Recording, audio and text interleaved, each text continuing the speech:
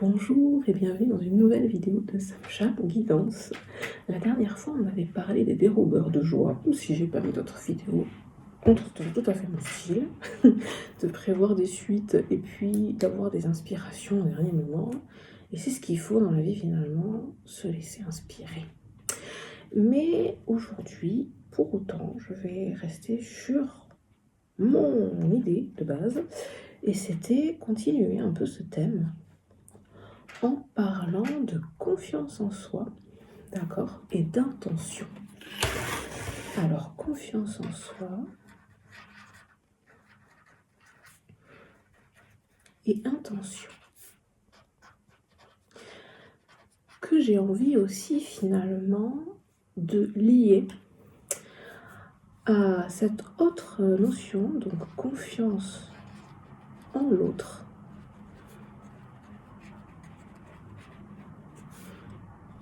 et mauvaises intentions. C'est vrai que souvent, donc sur cette chaîne, je parle de relations. Voilà, parce que je trouve que au cœur des joies que l'on peut vivre, il y a aussi les personnes avec qui on les partage. C'était le sujet de la vidéo précédente. Mais aussi les personnes qui vont nous donner des conseils, les personnes qui vont être à notre écoute, les personnes à qui on va se confier.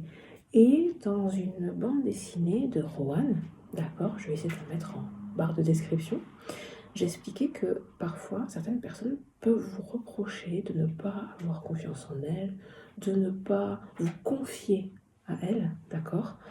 Et dans cette BD, j'expliquais, d'accord, non, c'était pas Rowan, c'était La vie de médium. Bref, dans cette vidéo, j'expliquais, ok, cette personne se plaint que vous ne vous confiez pas.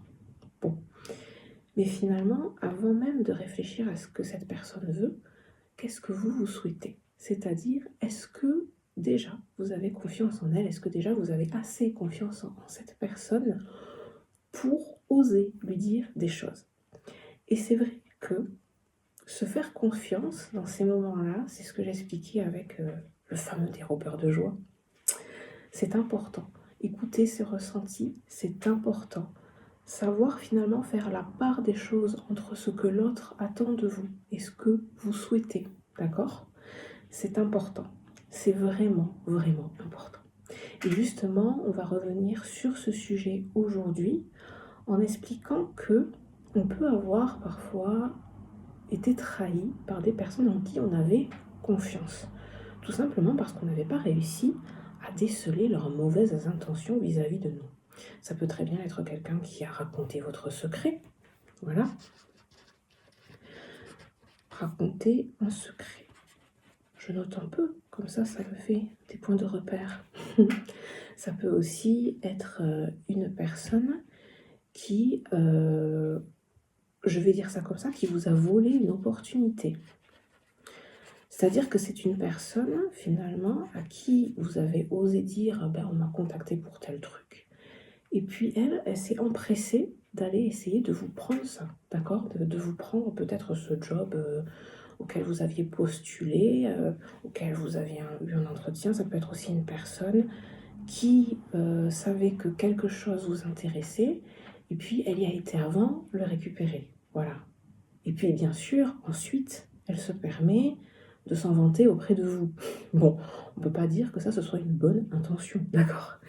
Et après, comme d'habitude, je vous invite à écrire ce qui vous passe par la tête. Parce que pour moi, le travail d'écriture est vraiment important. Ça veut dire que finalement, vous vous impliquez dans votre bien-être, que vous vous impliquez aussi, j'ai envie de dire, émotionnellement, pour trouver dans votre cœur ce qui fait écho à cette vidéo. Parce que l'objectif, c'est quand même d'enlever tout ça, de s'alléger de tout ça. Donc mettre des exemples ici, ça vous permet aussi peut-être de relativiser les situations, de prendre de la distance par rapport à ce qui s'est passé, de visualiser, de voir vraiment écrit sur le papier qu'est-ce que cette relation m'a apporté.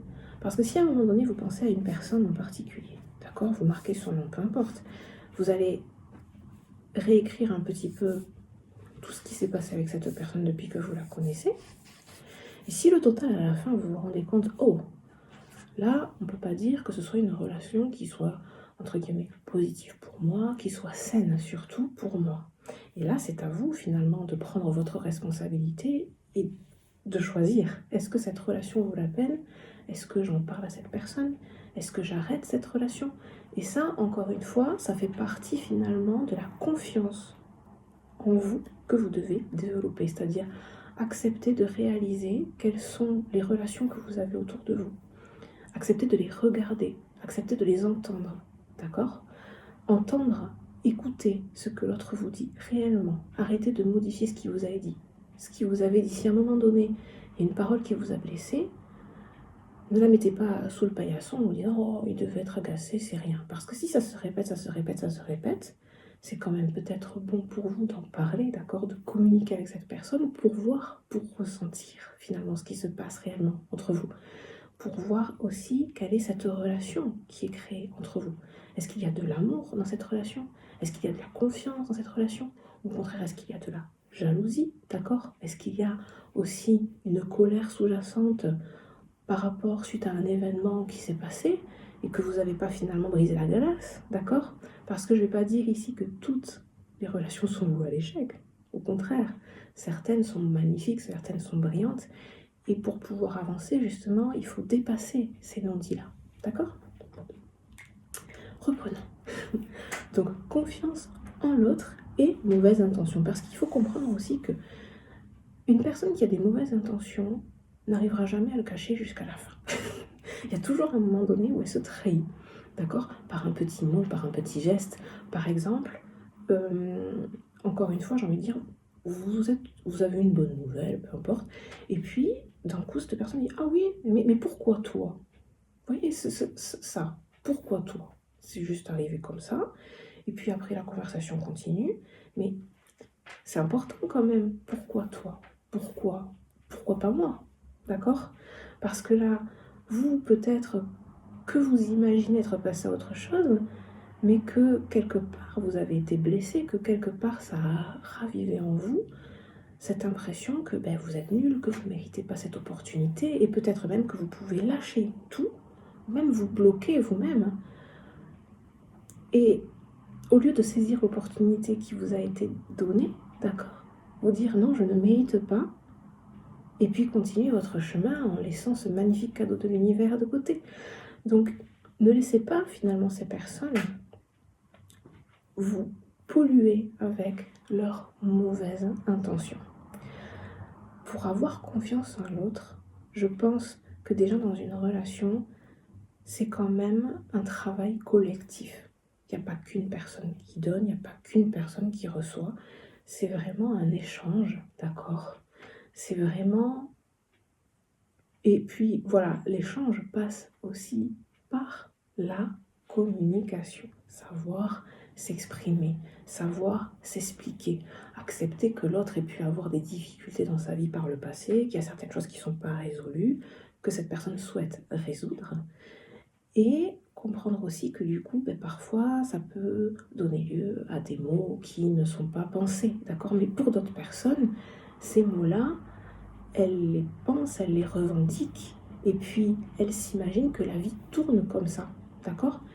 Il y a des personnes qui sont mues par des belles intentions et qui ont parfois des comportements un peu ambivalents parce que de par l'éducation, de par les fréquentations, ça a été difficile, elles ne savent plus où elles en sont, elles réapprennent finalement à vivre, elles réapprennent qui elles sont. Mais il y en a d'autres qui revendiquent ces mauvais comportements.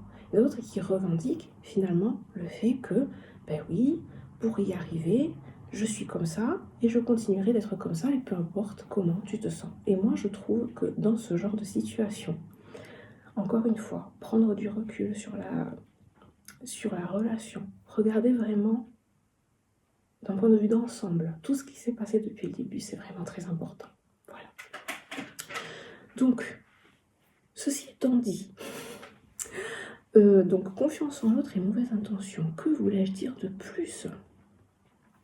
Et puis confiance en soi et intention aussi. Parce que, voilà, quand je parle de, entre guillemets, donnant, mais je dirais plus un échange, d'accord? Être dans l'échange avec quelqu'un, c'est aussi comprendre que si vous avez des belles intentions, si vous arrivez avec tous vos petits cadeaux dans la relation, vous êtes censé avoir autour de vous des personnes qui arrivent aussi avec tous leurs petits cadeaux. Les sourires, les bonjours, les merci. Une relation saine passe par un échange d'énergie, d'accord? Et comme je l'expliquais dans l'autre vidéo, quand vous êtes avec cette personne-là, comment vous vous sentez? Est-ce que vous vous sentez épanoui? Est-ce que vous vous sentez bien? Est-ce que vous avez ri? Est-ce que effectivement vous avez pu pleurer ensemble parce que quelque chose de difficile est arrivé? Mais dans tous les cas, c'était harmonieux, c'était dans l'harmonie. Il n'y avait pas une histoire de quelqu'un qui essaye de dominer l'autre, il n'y avait pas une histoire de quelqu'un qui essaye de rabaisser l'autre pour se sentir, entre guillemets, puissant. D'accord? Bon. Et voilà ce que je voulais dire. Je vais voir un petit peu si j'avais d'autres petits trucs. Parce que je trouve quand même que c'est un sujet important. C'est un sujet important parce que on se rend pas compte en fait au quotidien de tout ce qui est dit. Vous voyez, quand on panique, quand on est dans un stress quotidien, quand on est aussi dans l'action, toujours dans l'action, vous voyez, vous prenez pas de recul, vous voyez, ce truc aussi de toujours vouloir aller vite, toujours plus vite, de remplir ses journées de choses à faire, d'accord? Ça empêche à un moment donné le cerveau, tout le cœur, l'âme, l'être, de souffler. Ok? Inspirer, expirer. Et à ce moment-là, qu'est-ce qui s'est passé dans ma journée? Qu'est-ce qu'on m'a dit? Qu'est-ce qu'on m'a fait? Qu'est-ce qui s'est passé? Parce qu'il y a tellement de situations dans une journée, il y a tellement d'interactions dans une journée, qu'on peut avoir l'impression qu'on passe à autre chose. D'accord? Mais passer à autre chose, ça ne veut pas forcément dire que cette situation, vous l'avez acceptée, vous l'avez accueillie, et puis vous avez compris ce qu'il y avait à comprendre, et c'était terminé. Passer à autre chose, ça veut aussi parfois dire que vous n'avez tellement pas le temps d'analyser ce qui se passe, comment vous vous sentez, etc., que vous faites des petits bonds, mais tout ce qui s'est passé dans la journée, c'est comme si c'était des casseroles que vous traîniez. Et encore une fois, moi, ce que je vous invite à faire, c'est vraiment à la fin de la journée, faire du journaling. Parce qu'effectivement, peut-être que vous êtes une personne qui aimait raconter les choses aux autres. Mais encore une fois, racontez-les à des personnes de confiance. Parce que dans des situations comme celle de la vidéo, vous pouvez aussi tomber sur des personnes avec des mauvaises intentions qui vont utiliser ces histoires contre vous. Donc, faire du journaling, ça vous permet de mettre à plat aussi ce qui s'est passé dans votre journée. Ça vous permet d'avoir les idées plus claires. Ça vous permet aussi de prendre le temps de respirer et de prendre du temps pour vous. D'accord? Sachant, encore une fois, comme dans une autre vidéo, vous pouvez, si vous le souhaitez, une fois que vous avez écrit, prendre un stylo, une feuille, et puis commencer à faire des gribouillis, dessiner, peindre, peu importe. L'objectif, là aussi, c'est vraiment d'évacuer toutes les émotions refoulées sur le papier. Mais arrêtez de les ignorer, d'accord? Acceptez que lorsque vous voyez quelqu'un, lorsque vous voyez quelque chose qui vous dérange, vous le regardez, dans le sens, j'ai regardé ce qui s'est passé. Je suis pas juste passée à côté, je l'ai vu. Vous voyez, par exemple, je sais pas, moi j'ai une bouteille là. Je pourrais très bien dire, je suis passée à côté, je l'ai vue, d'accord? Regarder, ça veut dire, pour moi, d'accord, prendre le temps de voir ce qui est écrit, d'accord? Prendre le temps, prendre le temps. Et ça, c'est très important.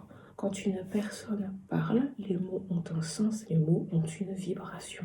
Prenez le temps d'écouter ce qui vous est dit. Prenez le temps de regarder ce que les autres font, d'accord? De regarder, par exemple, l'énergie, le visage, la manière de se comporter de cette personne quand elle dit ces mots.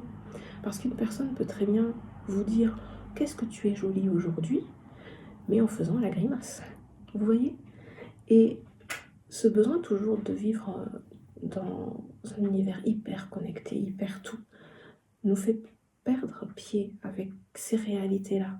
On ne les voit plus, ces petites choses, parce qu'on est tellement pressé à faire de nos journées des méga journées, je vais dire ça comme ça, qu'on ne prend plus le temps de prendre soin de soi. Et prendre soin de soi, c'est aussi prendre le temps de veiller à avoir de magnifiques relations avec les autres. Donc sur ce, je vais conclure cette vidéo. En tout cas, je vous remercie de l'avoir regardée. En tout cas, je vous souhaite une magnifique journée, soirée, et puis à bientôt.